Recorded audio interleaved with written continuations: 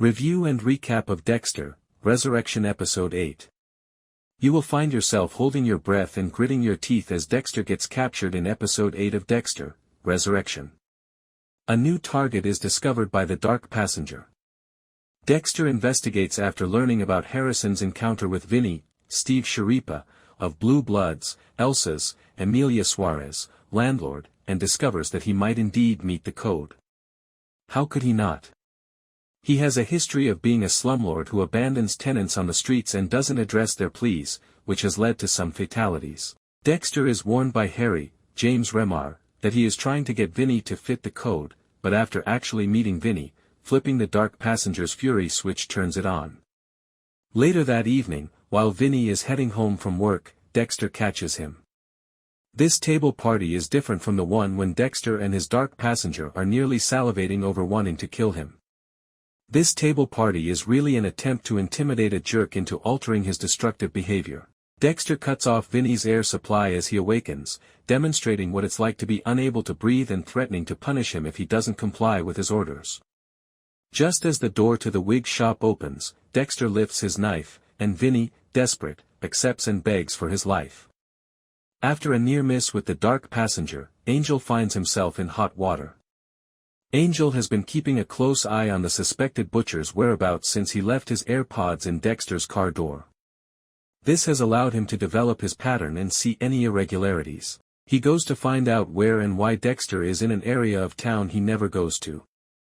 He opens the lock after finding a light on in the wig business, which should be closed, and is positive that Dexter is inside with a victim. He opens the door, and a terrified Vinny, barely dressed, screams, "He's going to kill me," as he rushes out from behind a piece of plastic. Angel is confused by what he sees as he dashes through the plastic to the back. He is rendered speechless by this exquisite kill room, even though there is no blood or victim, nor is there the Bay Harbor butcher. Now he understands why the butcher never left any proof behind and was able to get away with these killings.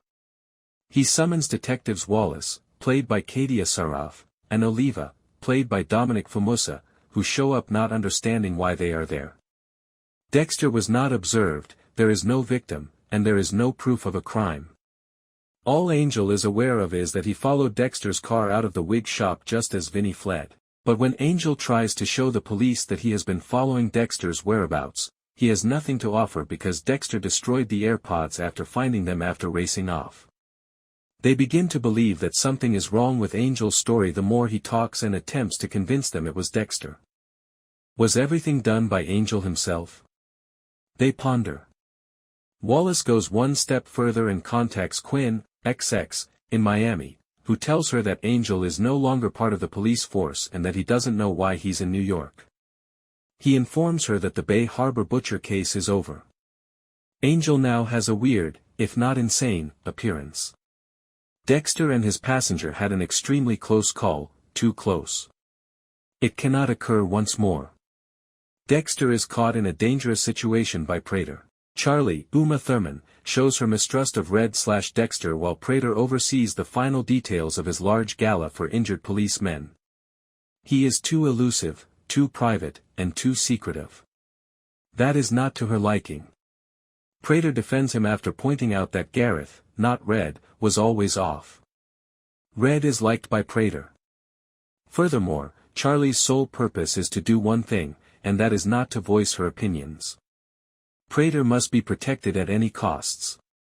So she does. The day following Dexter and his passenger's near miss with Angel, Dexter is eating lunch with Harrison at a restaurant when he abruptly freezes, loses all of his facial color, including his smile, and begins to shake violently. Prater approaches the table as the camera pans to reveal why, and it's an intense moment. Wallace appears to have lost all credibility as a result of Dexter's gaslighting of Batista's well-being, notwithstanding Quinn's lack of background information in support of Angel. Even after entering Dexter's kill room, Wallace would not believe a word Batista says because she now knows he is no longer a police officer. The relationship between Quinn and Batista is simply too extensive for Quinn to respond in such a callous manner in Resurrection Episode 8. Quinn didn't even inquire as to whether something was amiss, even though Batista didn't explain his reason for traveling to New York. If something happens to Angel in Season 1, Quinn might become what Batista was in New Blood, pursuing Dexter in Resurrection Season 2. Red, you didn't tell me you had a son, he says courteously. Final scene. Holy sh*t.